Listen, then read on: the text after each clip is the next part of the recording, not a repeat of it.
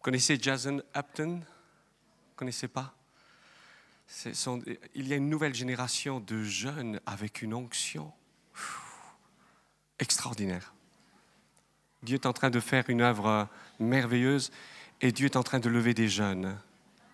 De manière surprenante, je ne comprends pas pourquoi, mais Dieu aussi est en train de lever des enfants.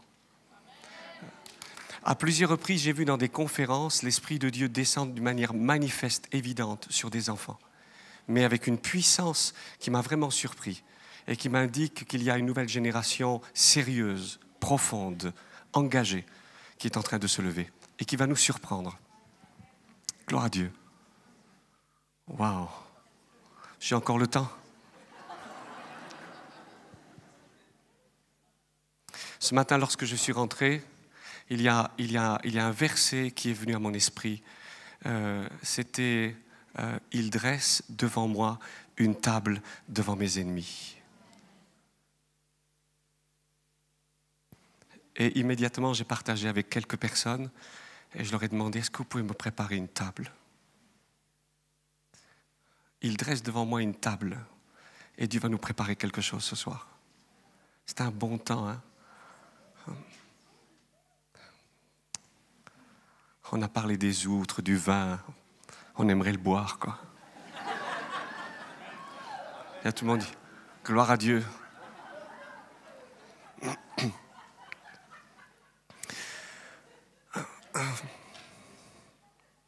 Qu'est-ce qu'on est bien dans sa présence, hein? Harold n'est pas là? Tant pis pour lui. Il ne sait pas ce qu'il va perdre aujourd'hui. Mais on est entre nous, hein? Et lorsqu'il se passe une fête de famille, il se passe des choses extraordinaires. Dieu nous invite à un festin.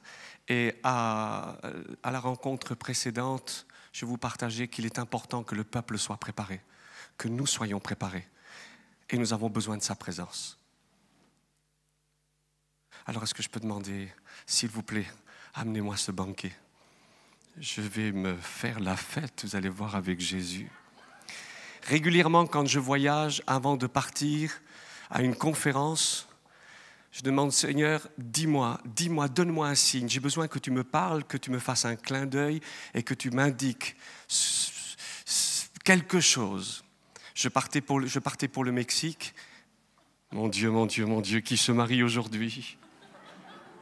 Je partais pour le Mexique et je n'avais pas eu de signe. Je prends mes affaires et avant de partir, je dis au revoir à mes moutons et à mes poules. Mes vrais moutons, hein. J'ai des vrais moutons. Ils ne me critiquent pas, ils m'aiment, enfin, etc. J'en ai 18. Alléluia, gloire à Dieu. Seigneur, tu es merveilleux. Je partais, j'ai été au poulailler et là, j'ai vu une cage où j'attrape des rats. Il y avait 9 rats à l'intérieur, emprisonnés. J'ai dit, Seigneur, ça c'est le signe. Tu m'indiques qu'il y a des puissances qui vont être emprisonnées.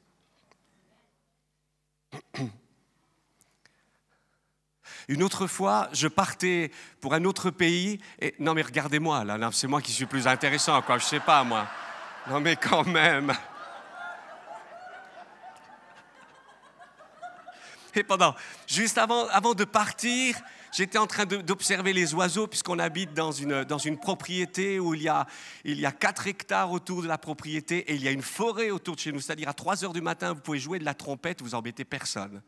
J'allais partir et soudain, qu'est-ce que je vois sur les murets? Nous avons 400 mètres de murets faits de pierre.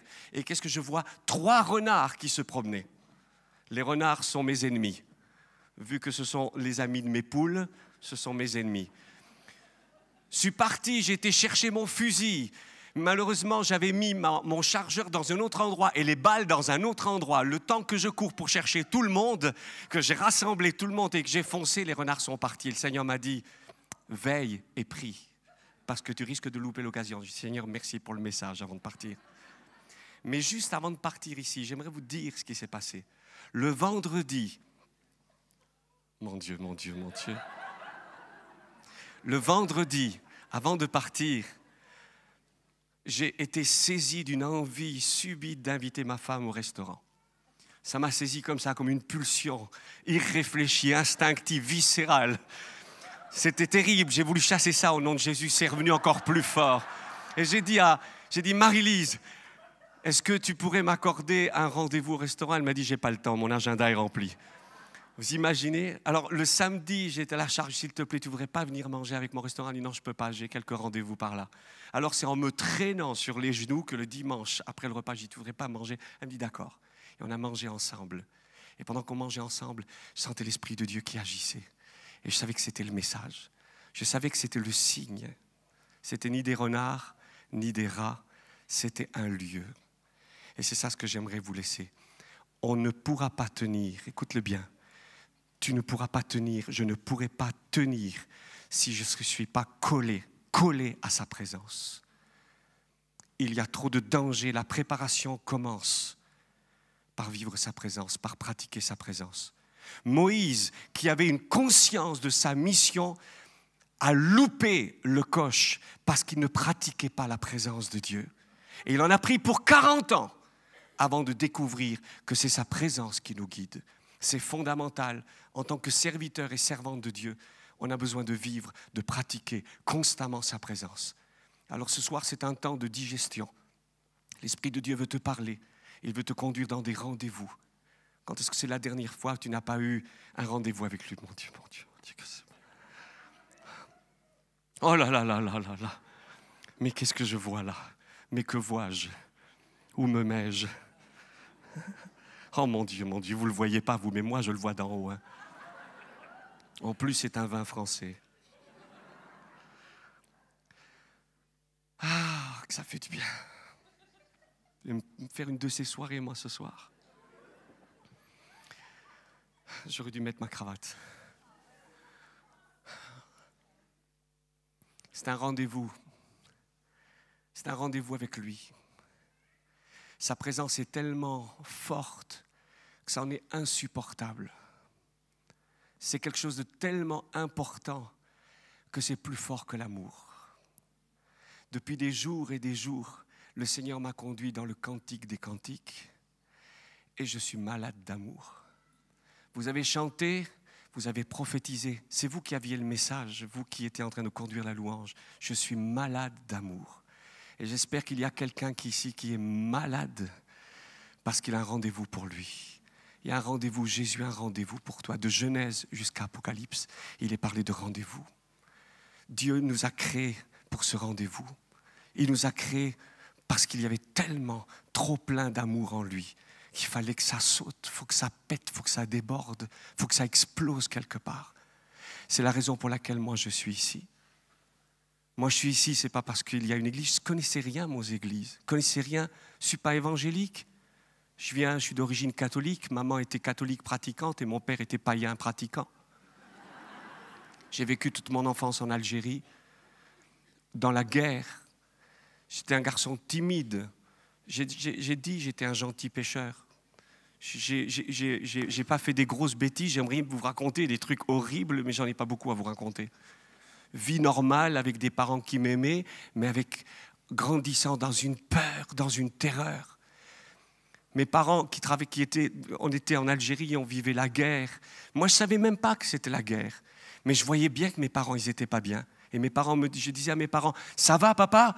Et mon père, il me disait, ça va. Et quand il disait ça va, je comprenais que ça n'allait pas du tout. Hein? Il voulait me rassurer, mais je voyais bien qu'il y avait de la crainte. Et sa crainte se répandait sur moi. J'étais craintif, terrorisé. J'avais peur. J'étais un garçon très, très, très timide. Il y a de la délivrance pour quelques-uns. Dieu m'a délivré de la timidité, m'a libéré de la peur, mais j'étais tellement timide. Vous avez vu déjà un jeune amoureux timide? Mon Dieu, mon Dieu. C'était un torturé permanent, ce garçon. Hein. Moi, j'avais 13 ans, j'étais amoureux, mon cœur, il allait péter la chemise. Mais j'étais bloqué, j'étais timide. Et le temps elle était déjà partie, la fille. Vous savez ce que c'est un timide? C'est un garçon qui est gauche, il ne sait pas où mettre ses mains. Là. Il veut les mettre partout, mais... ne sait pas où les mettre. Ça, c'est un timide. Le timide, c'est comme un corbeau. Il est sur une branche. Il attend qu'elle soit là. Et enfin, quand le timide va voir la jeune fille qui lui fait comme ça, avec les yeux, il se jette sur elle, il lui pète 3 côtes. C'est ça. Vous ne pouvez pas vous imaginer un timide et gauche. J'avais des problèmes de bégaiement. Quand j'étais vraiment angoissé, j'accrochais sur les mots, j'étais gêné. Puis en plus, comme j'étais rouge, la timidité me rendait encore plus rouge. On ne savait plus où étaient les cheveux et la tête.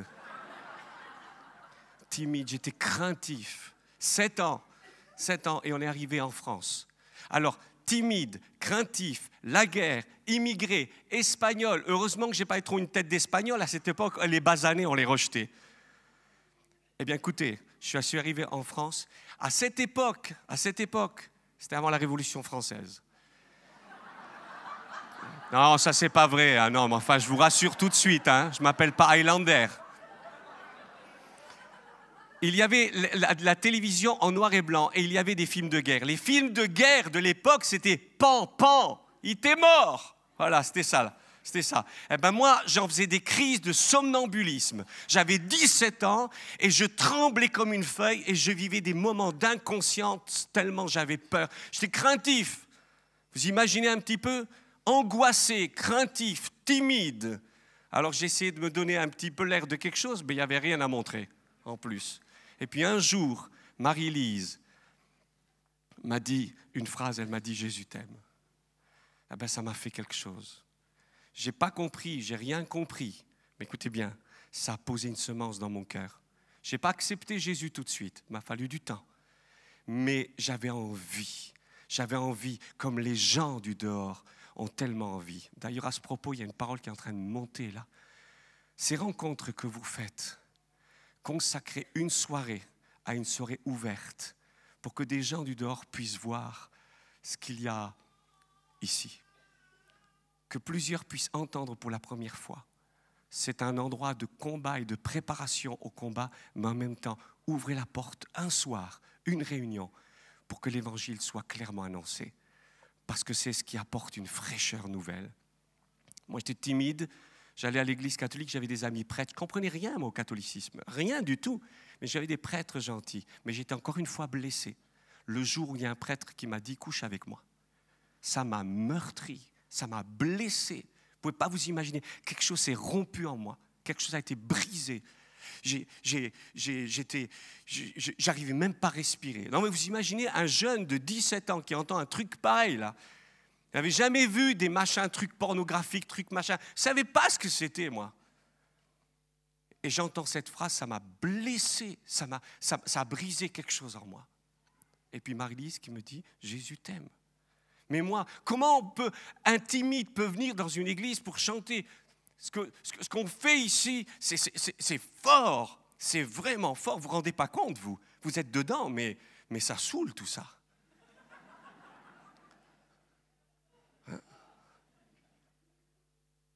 Elle me parle de Jésus. Mais j'avais entendu un peu, je me rappelle, un jour il y avait un témoin de Jéhovah dans notre classe qui m'avait dit, qui avait fait un exposé sur la Bible. Alors moi j'étais le voir, je dis quand même c'est intéressant, Dieu c'est intéressant, moi je ne connais pas, mais c'est un sujet qui me semble intéressant.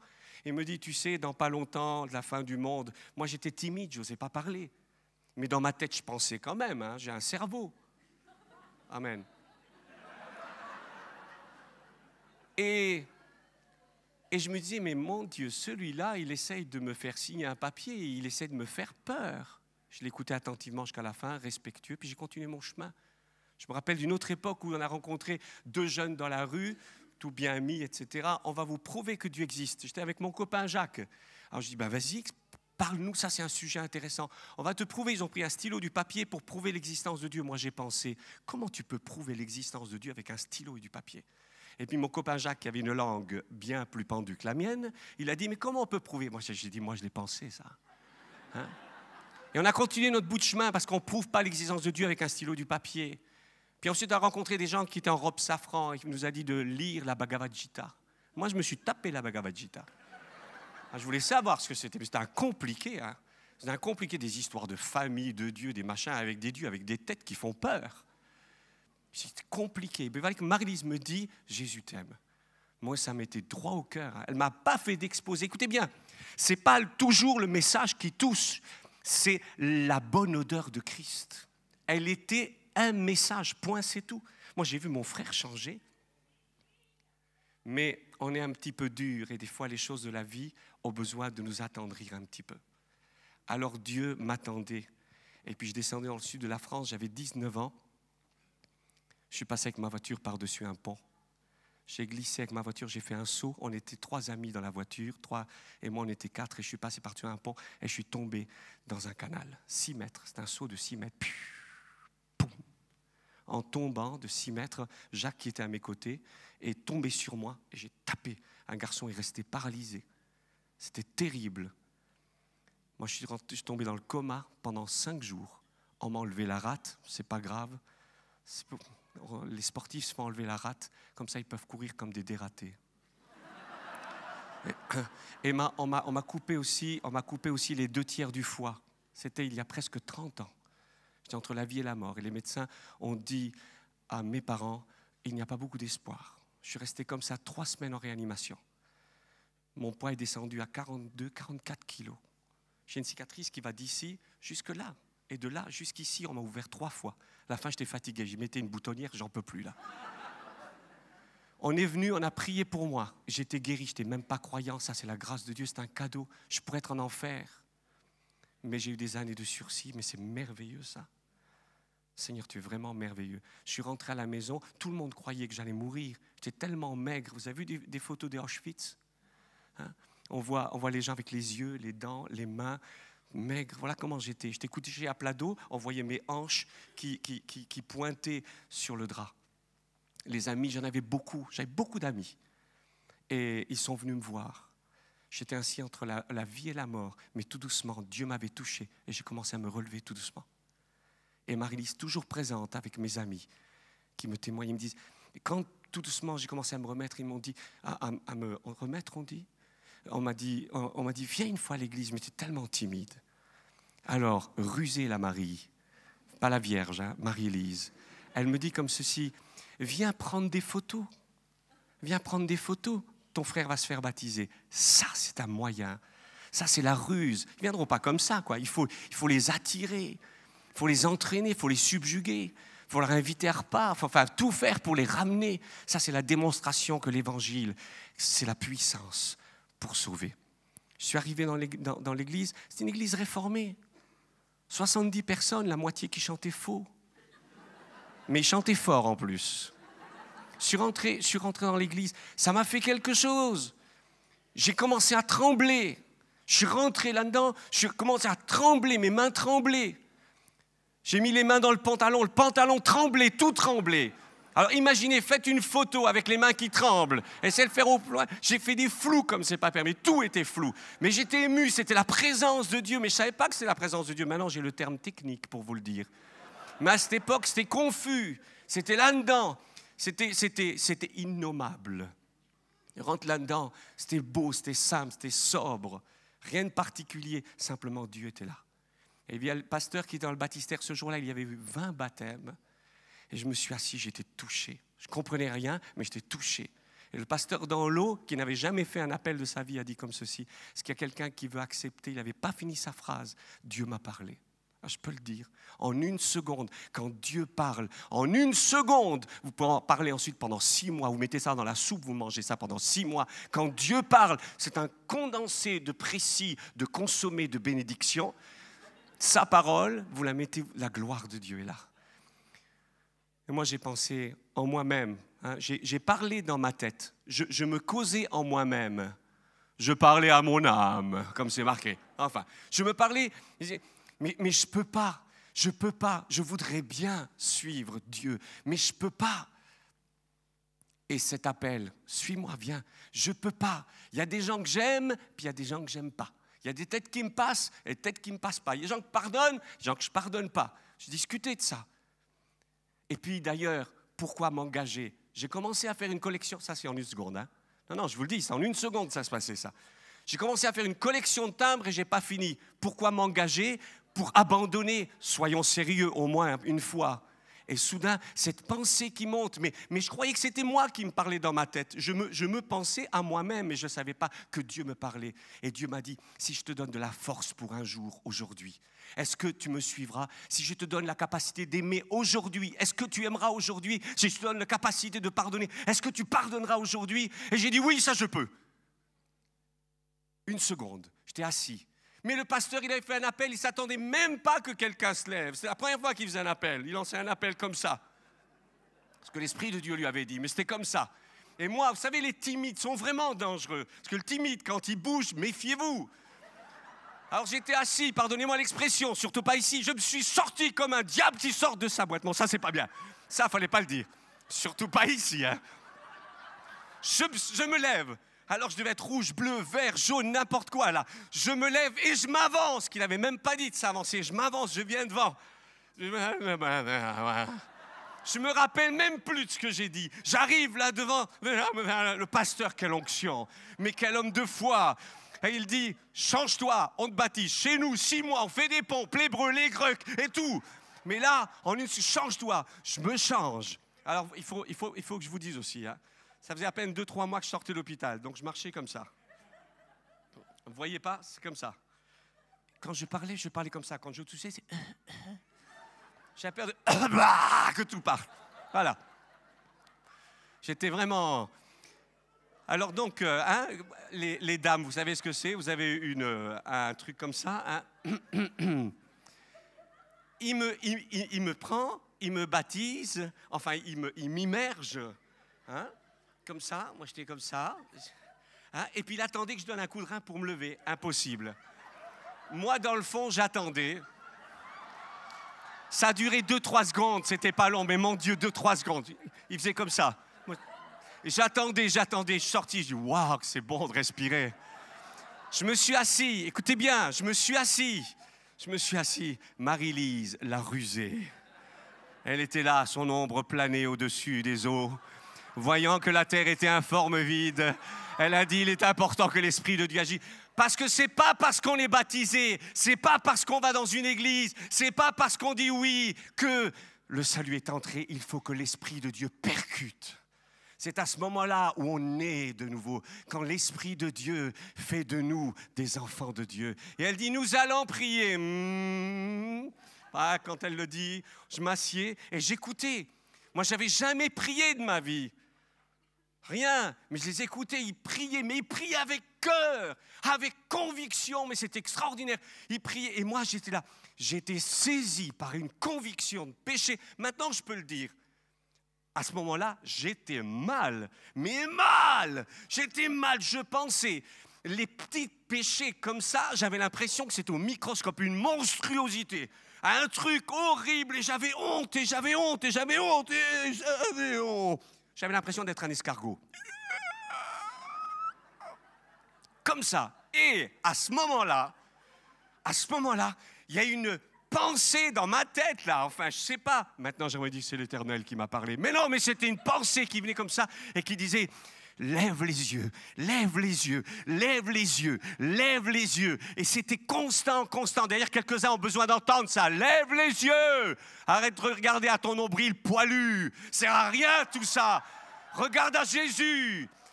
Des fois, en tant que pasteur, des fois, je suis mal, je suis angoissé et tout. Moi, je me prends quelqu'un qui va encore plus mal et je vais mieux. Je l'écoute, je l'aime, je le prends soin. Je dis, Vincent, tu te portes pas mieux? Je dis, ouais, je me sens vraiment mieux. Quand on arrête de regarder à son nombril, son truc, son machin, son destin, son truc, on n'en peut plus. C'est à Jésus qu'on doit regarder. C'est ça ce qui démontre que Satan est brisé au nom de Jésus. Donc j'étais assis, je lève les yeux. Et enfin, c'est lent à la détente ce garçon. Hein? Je lève les yeux.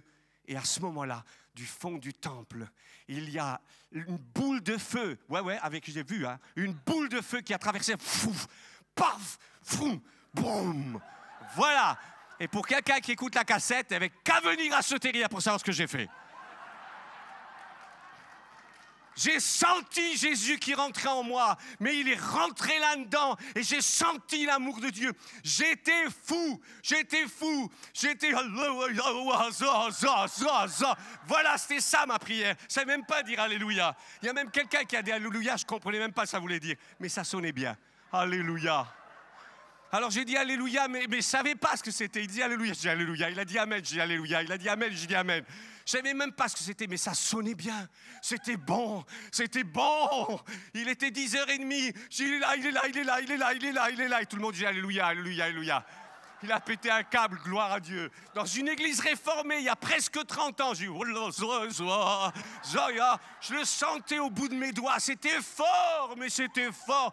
C'était fort de la tête jusqu'aux pieds. Je sentais.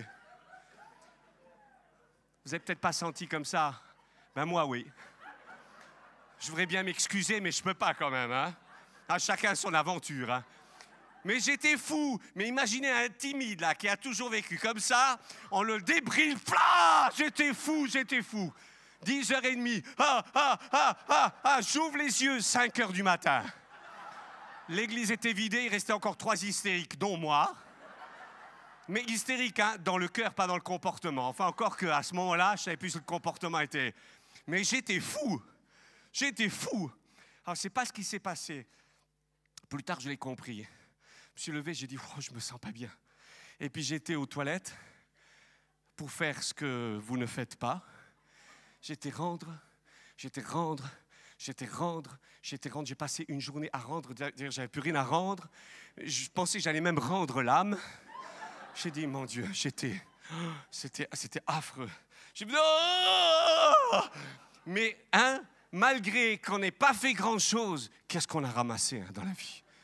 Je pense que le Seigneur est en train de me faire un ramonage intérieur. Pendant 3 mois, j'ai senti la présence de Dieu physique. Je ne connaissais pas la Bible, j'avais la trouille de témoigner. J'étais encore tout timide et tout angoissé. Il y a quelqu'un qui m'avait demandé de parler un jour à une foule de 8 personnes, moi angoissé. Je me suis retrouvé à genoux dans les toilettes, la tête dans le lavabo, vraiment dans un moment d'onction. Je creusais mon puits, mais alors là, le puits, c'était comme ça, c'était affreux.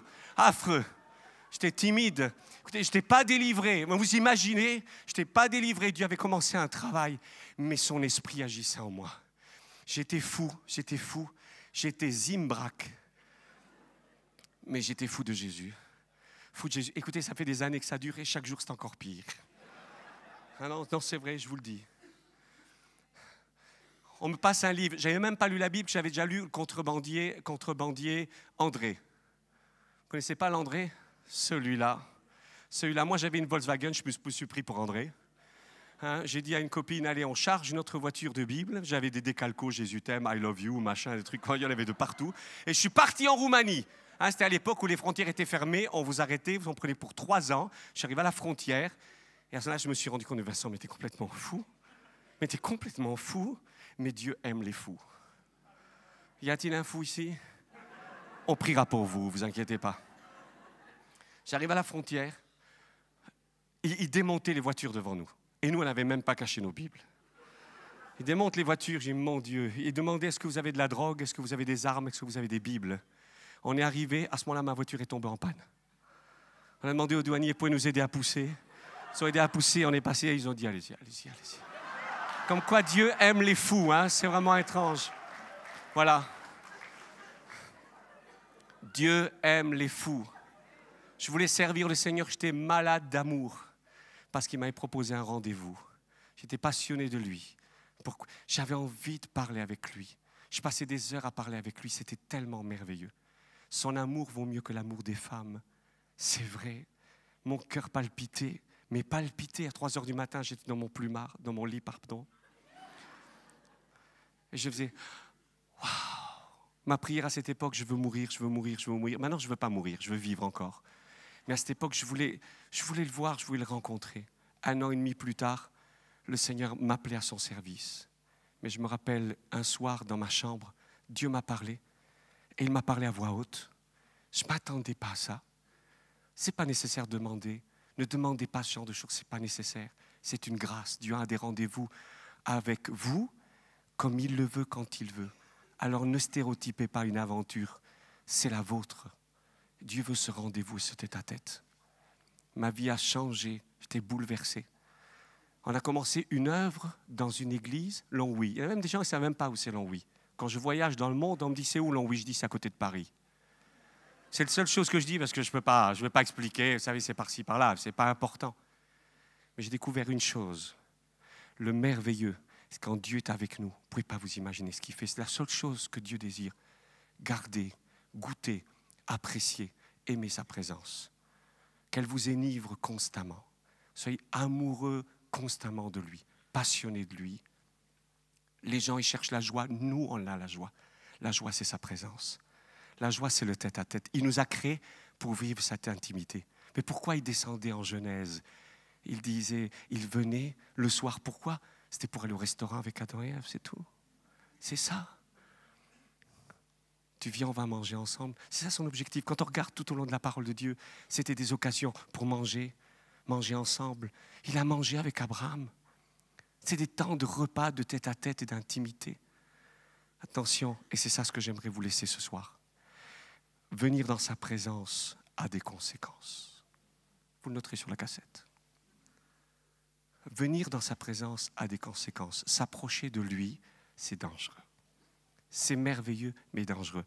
On a un Dieu, et c'est très paradoxal.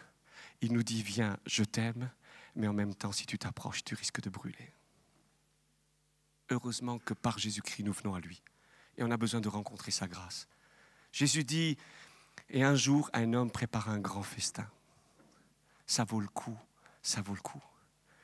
Est-ce que vous avez envie d'avoir pour ami le Saint-Esprit et être en communion avec lui? Ça coûte cher, ça coûte cher, ça coûte cher. Il va nous prendre ce qu'on a de meilleur. Il va nous enlever et nous mettre dans des situations les pires, les pires. Est-ce que vous avez toujours envie? Réfléchissez bien, parce que marcher avec lui nous dépouille jusqu'à l'âme. On perd tout, pour avoir ami le Saint-Esprit. C'est un rendez-vous avec lui. Alors, ce n'est pas quelle est ta condition, mais moi j'aimerais te parler de position ce soir. Dieu a des choses merveilleuses pour toi. Dans le livre des Chroniques, il est dit que le roi Josias avait fait une fête, la fête de la Pâque, comme il n'y en a jamais eu, il n'y avait jamais eu. Vous vous souvenez de ce texte? Josias avait fait une fête, il avait fait des réformes, et ce jour la Pâque avait été, la parole de Dieu déclare, c'était la Pâque la plus extraordinaire, la plus grande, la plus forte qui a existé dans toute l'histoire des rois. Et on est tous contents, on se dit c'est merveilleux, c'est un repas pascal de communion et d'intimité avec Dieu. Malheureusement, Jérémie va déclarer ceci, lui qui prophétise dans l'époque de Josias, il va dire « Vous m'avez abandonné ». Ça voudrait dire que la repentance et l'amour qu'ils avaient à l'époque de Josias n'étaient pas complètes, n'étaient pas parfaites, n'étaient pas accomplies. Et quelquefois, il y a des repentances, c'est du 80%, 90%. Des choses ne changent pas et il faut que ça change complètement. Si on est amoureux, c'est un amoureux d'une femme et d'une seule. On n'a pas le droit d'être adultère ou comme quelqu'un l'a dit, coucher avec je ne sais pas qui. Nous n'avons qu'une seule personne à aimer. Et c'est notre Dieu. Et notre repentance doit être complète et totale. Pas 90, pas 98. C'est du 100%. C'est une repentance complète. Moi, j'ai trop vu des jeunes venir à la repentance, venir et pleurer, et pleurer, et pleurer, et pleurer. Et 2 jours après, ça recommence. Les bienfaits d'une convention ne durent que 3-4 jours. Et c'est là où ça devient grave. S'il n'y a pas une repentance profonde, s'il n'y a pas une résolution et une décision et une détermination, coûte que coûte de faire la volonté de Dieu. Et de savoir que le chemin avec Jésus, ce n'est pas un chemin facile. De vivre dans sa présence, c'est un repas, mais il y a des tête-à-tête dans le jeûne et l'intimité et la souffrance et l'obéissance déterminée. Vous voulez voir quelque chose que personne n'a vu? Vous devez faire ce que personne n'a jamais fait.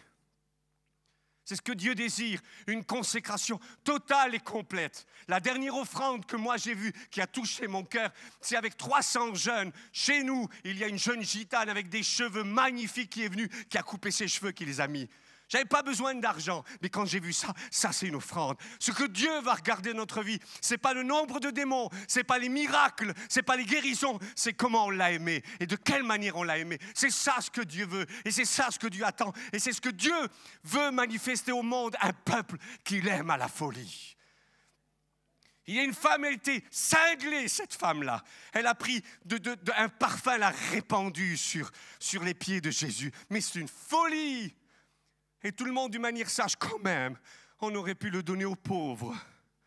Jésus a dit, les pauvres, vous les avez toujours avec vous, mais ce qu'elle a fait, tout le monde le dira. lorsque l'évangile sera proclamé, tout le monde ne lui fait pas de la peine. On est tellement sage, on est tellement sage qu'on est devenu fou. C'est un moment de folie. Ce qui m'a touché chez Marie-Lise, c'est sa folie. Tu es passionnée, c'est une cinglée, enfin une sainte glée. Elle aime Dieu. C'est ça ce qui compte, c'est d'être passionnément amoureux avec lui. Vous savez, moi je vois des personnes âgées, 80 ans comme ça, hein, qui marchent ensemble et qui se prennent par la main. Je dis, mon Dieu, ils sont amoureux. Moi, je voudrais être comme ça, à 80 ans. Et avec Jésus, plus les années passent, plus c'est pire.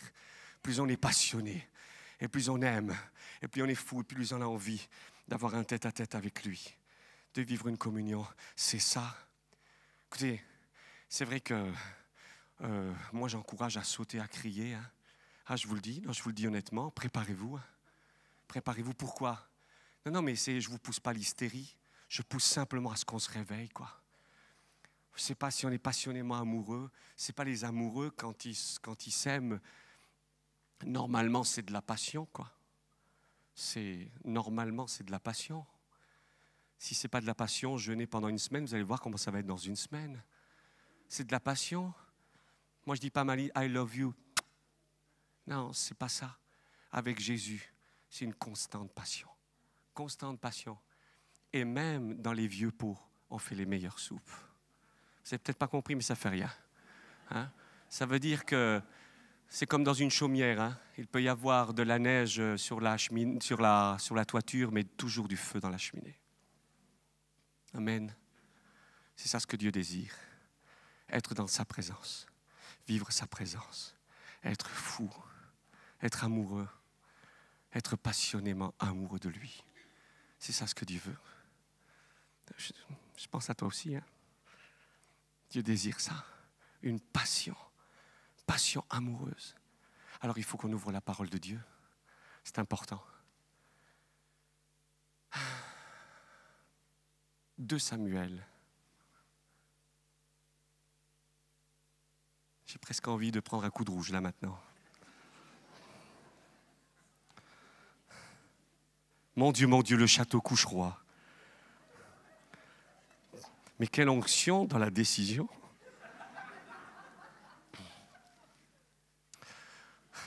Ah oui, parce que c'est marqué dans la parole de Dieu. La vie éternelle, c'est quoi? Connaître. Hein? Connaître. En hébreu, connaître. Yada, comme dirait mon frère Patrick Fontaine. Numéro Strong, 3045. Yada. Et Adam connut Ève. La vie éternelle, c'est qu'il te... Dieu désire une connaissance. Le peuple que connaît Dieu est fort. C'est-à-dire que le mot connaître, c'est une expérience. C'est connaître profondément, intimement. Ce n'est pas du superficiel. C'est une connaissance. Vous avez 2 Samuel ?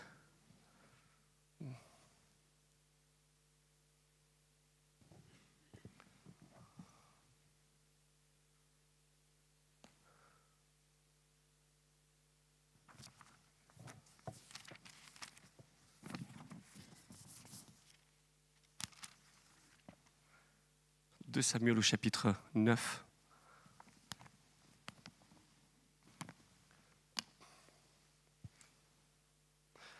Veuillez m'excuser parce que quelquefois j'ai une imagination tellement débordante que des fois je m'inquiète.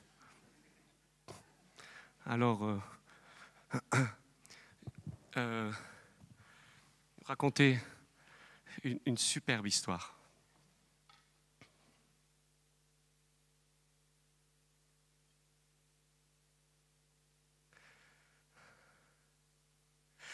David dit, reste-t-il, chapitre 9, verset 1, David dit, reste-t-il encore quelqu'un de la maison de Saül pour que je lui fasse du bien à cause de Jonathan? Il y avait un serviteur de la maison de Saül nommé Tsiba que l'on fit venir auprès de David. Le roi lui dit, es-tu Tsiba? Et il répondit, ton serviteur. Le roi dit, n'y a-t-il plus personne de la maison de Saül pour que j'use envers lui de la bonté de Dieu? Tsiba répondit au roi, il y a encore un fils de Jonathan perclus des pieds. Le roi lui dit, où est-il? Et Tsiba répondit au roi, il est dans la maison de Makir, fils d'Ammiel, à Lo-debar. Le roi David l'envoya chercher dans la maison de Makir, fils d'Ammiel, à Lo-debar. Et Méphibosheth, fils de Jonathan, fils de Saül, vint auprès de David, tomba sur sa face et se prosterna. David dit, Méphibosheth. Et il répondit, voici ton serviteur. David lui dit, ne crains point, car je veux te faire du bien à cause de Jonathan, ton père. Je te rendrai toutes les terres de Saül, ton père, et tu mangeras toujours à ma table. Il se prosterna et dit, qu'est ton serviteur pour que tu regardes un chien mort tel que moi? Le roi appela Tsiba, serviteur de Saül, et lui dit, je donne au fils de ton maître tout ce qui appartenait à Saül et à toute sa maison. Tu cultiveras pour lui les terres, toi et tes fils et tes serviteurs, et tu feras les récoltes, afin que le fils de ton maître ait du pain à manger. Et Méphibosheth, fils de ton maître, mangera toujours à ma table. Or Tsiba avait 15 fils et 20 serviteurs. Il dit au roi, ton serviteur fera ce que le roi, mon seigneur, ordonne à son serviteur. Et Méphibosheth mangea à la table de David comme l'un des fils du roi. Méphibosheth avait un jeune fils nommé Mika, et tous ceux qui demeuraient dans la maison de Tsiba étaient serviteurs de Méphibosheth. Méphibosheth habitait à Jérusalem, car il mangeait toujours à la table du roi. Il était boiteux des 2 pieds. Je m'arrête ici et je vous invite à aller à 2 Samuel au chapitre 4 et nous allons comprendre la raison pour laquelle il était boiteux. Verset 4. Jonathan, fils de Saül, avait un fils perclus des pieds et âgé de 5 ans. Lorsqu'arriva de Gisraël la nouvelle de la mort de Saül et de Jonathan, sa nourrice le prit et s'enfuit. Et comme elle précipitait sa fuite, il tomba et resta boiteux. Son nom était Méphibosheth. Or, et je m'arrêterai ici. Le nom de Méphibosheth, moi j'ai regardé dans Strong, enfin je ne connais pas trop bien l'hébreu et le grec, mais j'ai quand même une Strong. Vous savez pas ce que c'est une Strong? Hein, c'est quoi? Non, c'est pas Strong. Il y a des Bibles online maintenant qui permettent de voir quelquefois les mots grecs. Alors des fois, je fais un petit peu intelligent en disant l'hébreu grec, mais c'est non, rien du tout. C'est normal. Simplement, c'était marqué. Méphibosheth signifie celui qui extermine les idoles, ou littéralement celui qui extermine la honte. Vous imaginez un petit garçon qui a 5 ans et qui a déjà presque une vocation de combattant, de lutteur. J'aimerais vous parler de ce garçon-là. Je vais le raconter à ma manière, que ça ne vous dérange pas. Puis ça vous dérange, tant pis. Non, ne vous inquiétez pas. Imaginez un matin, il s'appelle Méphibosheth, il est tout petit. Il est dans son berceau royal avec un donut royal, une choupette royale et des jouets royaux. Il a 5 ans, il est content, il ne pense même pas à l'avenir. Son père est prince et son grand-père est roi. Il est content, quand il va être grand, il aura une BMW. Dans le journal, dans People, on parlera de lui. Non, enfin, bon, prenez toujours une mesure de ce que je raconte. Hein? Il est content, il est heureux, il est tout fou. Pour lui, l'avenir est extraordinaire. Et voilà qu'il est dans son lit, mais on entend les portes qui claquent, ping, pang, ça court de partout, ça se sauve. Il se demande ce qui se passe. Il ne sait pas que ce jour-là, il est orphelin de père et il est orphelin de grand-père. Et comme ça arrive dans des monarchies, lorsqu'on tue un roi, on massacre ensuite toute la famille. Alors il y a la nourrice qui arrive, qui prend le petit et qui commence à courir pour sauver la vie du petit garçon qui n'a absolument rien fait. Malheureusement, sur le chemin, il y a un rocher, une pierre, une branche. La nourrice glisse et le petit garçon qui n'a rien demandé à la vie, il n'a rien fait, il tombe et se casse les 2 pieds, les 2 chevilles. Et voilà ce petit garçon qui se trouve avec un avenir complètement rétréci. Il n'a rien demandé à la vie. Tout était là pour lui sourire et tout se termine mal. C'est la condition de nombreux guerriers qui ont commencé une vie de manière dramatique. Et il s'en va et on le cache dans un village qui s'appelle Lo-debar. Lo-debar en hébreu, non, et dabar, parole. Un endroit de non-parole, un endroit d'incommunication, un endroit où on est seul, on est enfermé, et le petit garçon à cet endroit, il va grandir.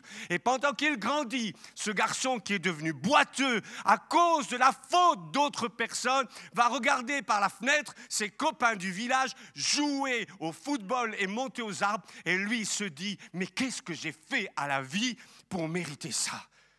Il est malheureux, il souffre et il est là, boiteux, affecté, souffrant. Je ferme la scène et on va aller voir ailleurs.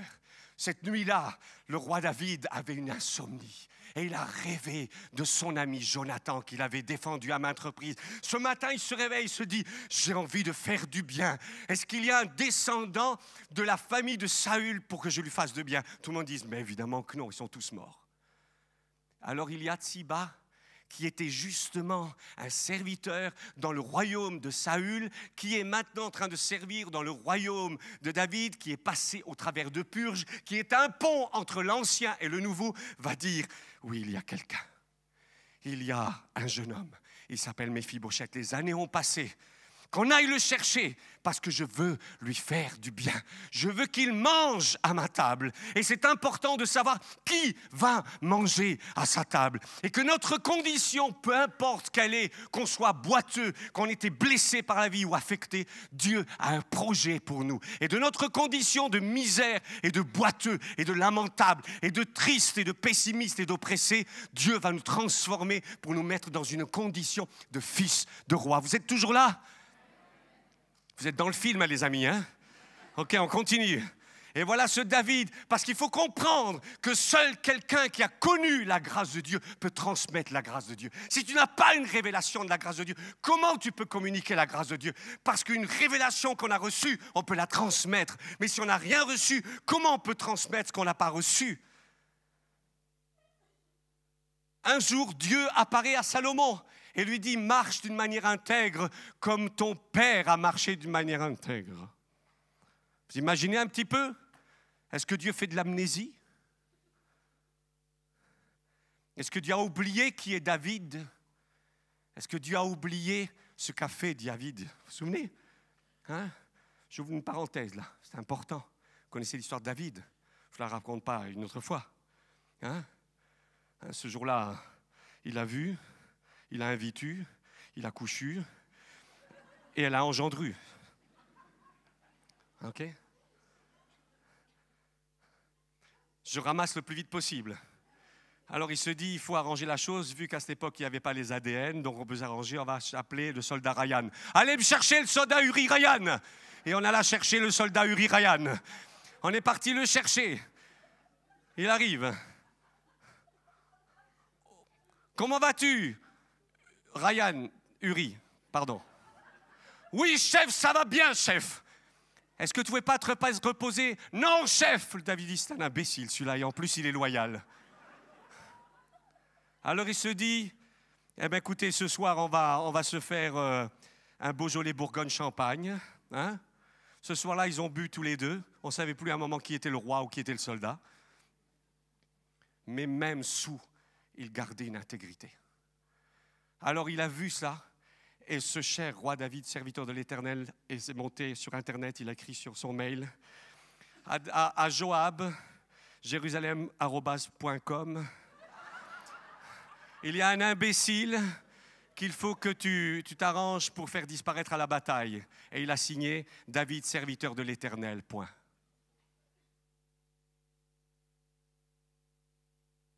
C'est extraordinaire. Hein?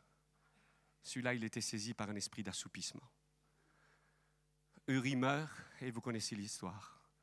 Jusqu'au pardon, il y a la grâce manifeste de Dieu. Attendez, quand je parle de grâce, je ne parle pas que la grâce couvre notre saleté. Lorsqu'on se repent, lorsqu'on accepte de mettre notre vie à la lumière, à ce moment-là, la grâce a une action et un effet. J'ai trop vu des gens se repentir et en réalité, ne pas extirper la réalité et ne jamais la mettre à la lumière. C'est quand on met sa vie à la lumière que la puissance de Dieu se manifeste. Je l'ai toujours vu, c'est une loi divine. La grâce ne couvre pas le péché. La grâce révèle que ce Dieu d'amour qui pouvait nous condamner accepte d'effacer si on choisit de devenir des êtres responsables. Je reviens à l'histoire. Cet homme qui connaît la grâce va dire à Méphibosheth, je veux te faire du bien. Viens manger à table. Écoutez, le texte nous dit ceci, que Méphibosheth mangea avec les fils de roi. Vous savez quelle était la différence et la particularité? La nappe, c'est la nappe qui a fait la différence. La nappe de la grâce, c'est ça ce qui fait la différence. Quand il était debout, Méphibosheth, c'était le boiteux. quand il y avait la nappe de la grâce, c'était comme un fils de roi. Vous ne trouvez pas que c'est beau ça? Hein, il y a des fois des jeunes, ils s'assiedent. Hein, mesdames, maman, ma mère, tu as préparé le repas pendant 2 heures. Tu as une bande de goulafs qui arrive. En 2 minutes, ils ont tout mangé, ne vous inquiétez pas. À 15 ans, ils parlent en onomatopée, comme ça. Hein. Dans quelques années, ils vont retrouver la voix. Hein. J'aimerais juste vous rassurer dans la situation.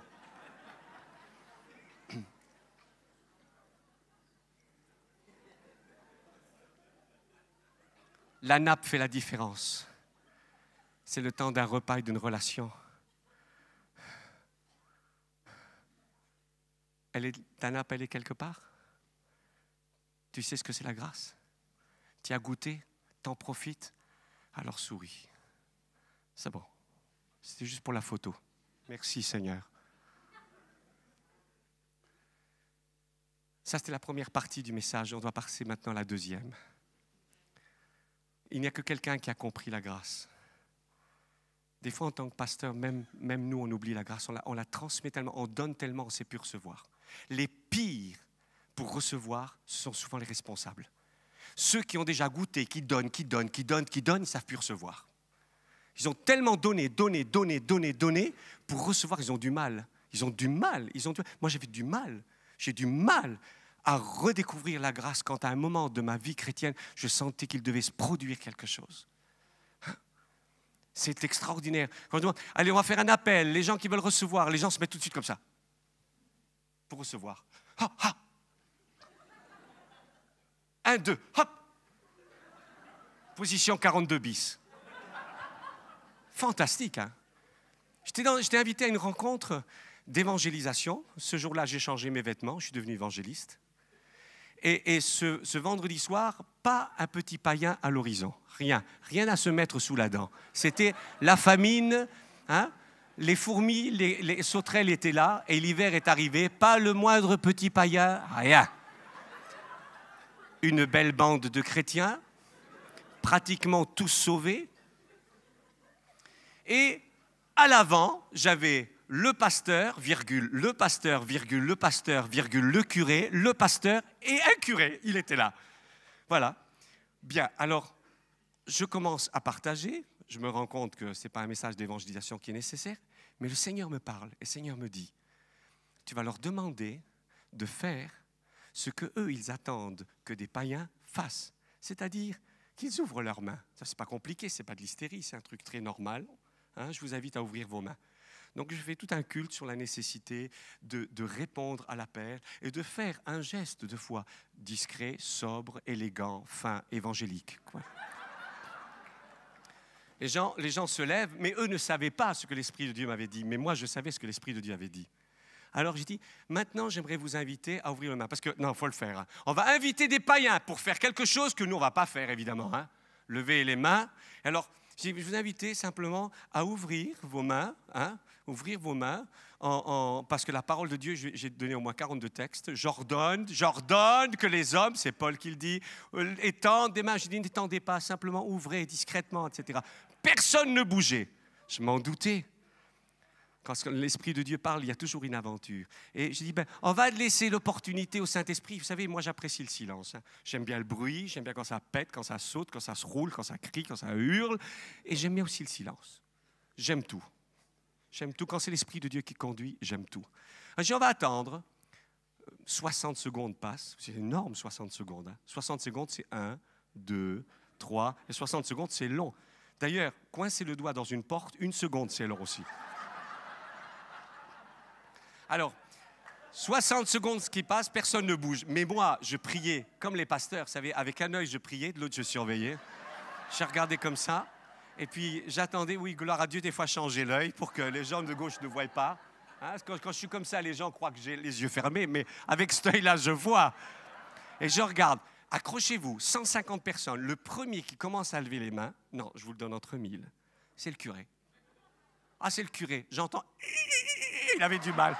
Il savait, on sentait que c'était la première fois. Hein? Ça avait besoin d'huile, mais l'onction était là. Et puis, le pasteur, alors, à côté, il surveillait. Il disait, juste, je me suis fait avoir par le curé. Mais le pasteur, il ne bougeait pas.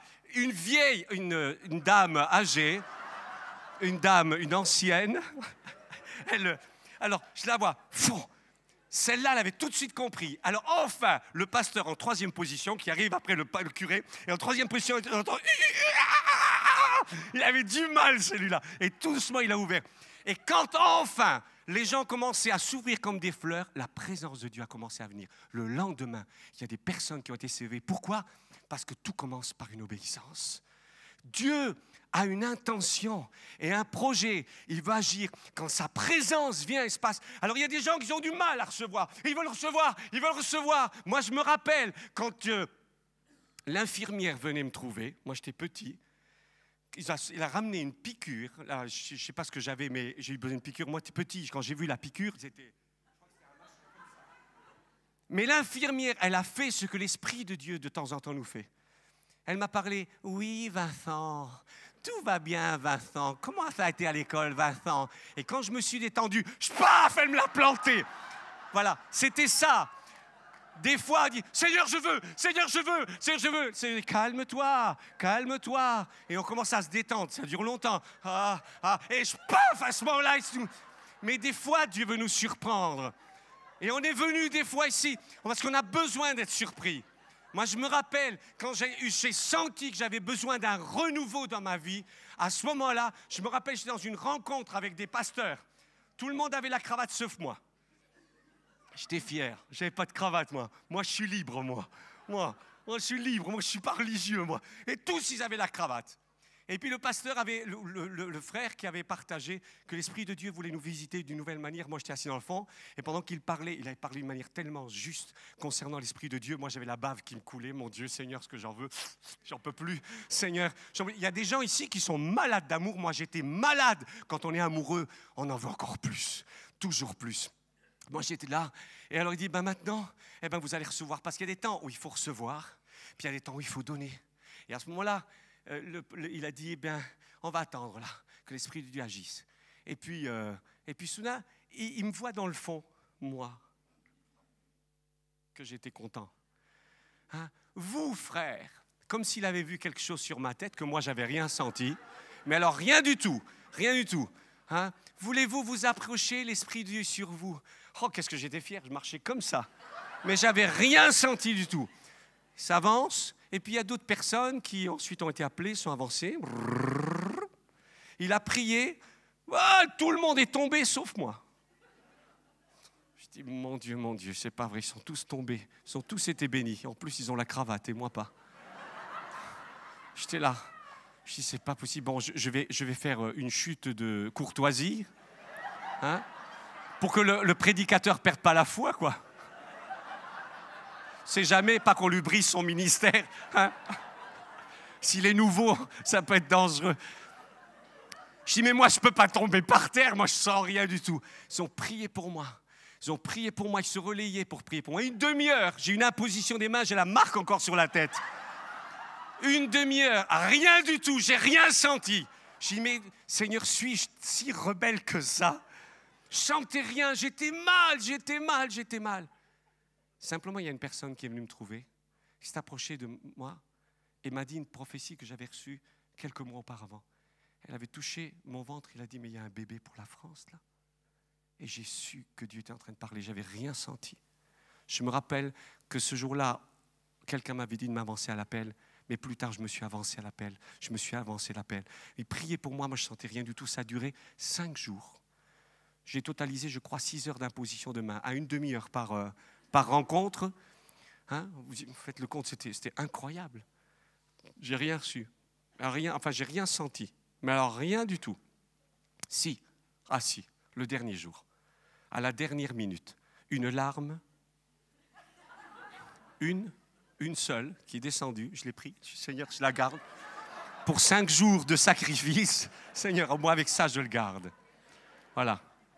Quelque chose s'était produit chez moi. J'avais rien senti. Comme plusieurs ici sont des bombes à retardement. Dieu va vous surprendre parce que vous l'avez demandé. Dieu a une manière spécifique pour nous atteindre et nous toucher.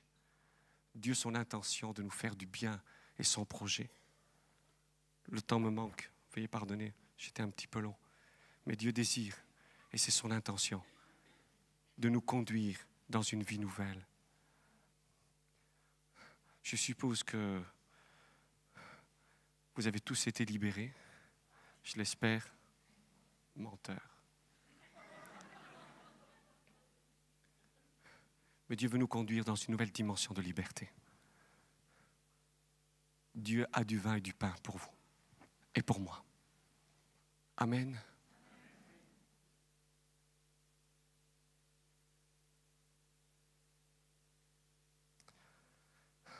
Il a un rendez-vous en tête à tête avec toi. Pas avec des livres, pas avec des bouquins d'édification. En tête à tête. Apprendre à compter sur lui. Compter sur le Saint-Esprit. Lui faire confiance. C'est là où Dieu accomplit des merveilles. Je vous invite à vous lever.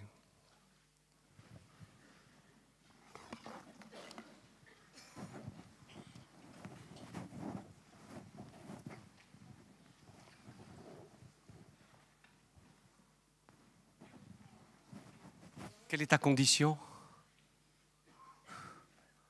Tu te sens boiteux? Tu t'es senti abandonné une fois? Dans des situations où ça n'a pas été de ta faute. Mais le Seigneur nous invite à la table du roi pour un rendez-vous. Il y a quelque chose que Dieu veut déverser d'une manière nouvelle et fraîche. Est-ce qu'on est prêt à lui faire la fête ce soir?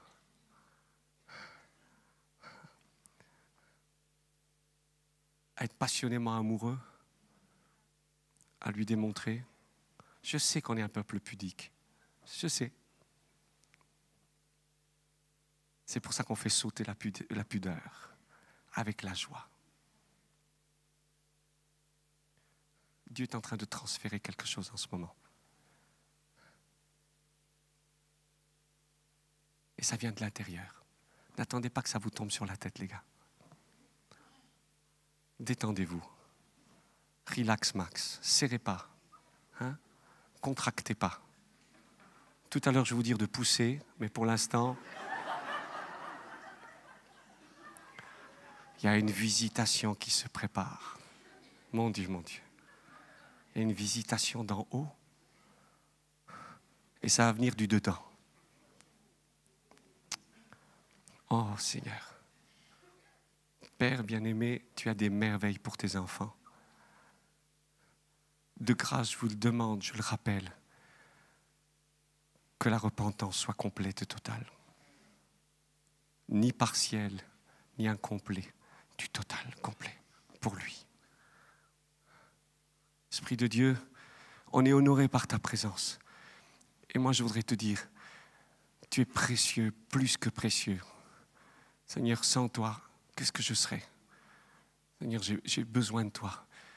Seigneur, et je sais que tu as aménagé ce temps ici, Seigneur, de préparation au combat. Seigneur, c'est quelque chose que tu as préparé, organisé.